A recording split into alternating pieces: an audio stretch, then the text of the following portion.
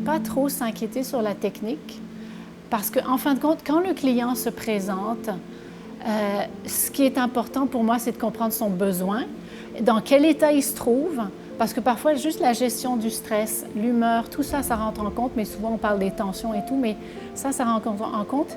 Et quand j'ai la liberté de mes techniques, je vais aller vraiment choisir qu'est-ce que je pense qui va vraiment mieux répondre aux besoins de la personne.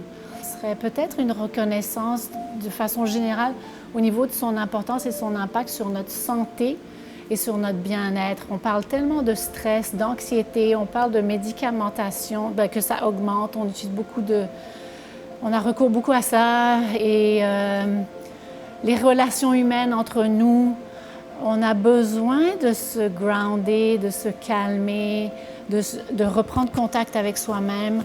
Et puis, parfois la fatigue aussi.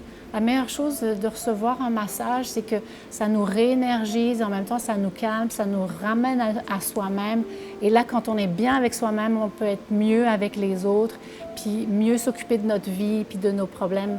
Alors, si on peut faire quelques massages plusieurs fois, si on peut se le permettre, ce serait ça. Ce qui est dommage, c'est que des assurances ne couvrent pas pour tout le monde, mais s'il y en a qui peuvent trouver un moyen de se budgéter, de venir un peu plus souvent que juste une fois, là, on a des bénéfices accumulés et c'est ça que je recommande aux gens.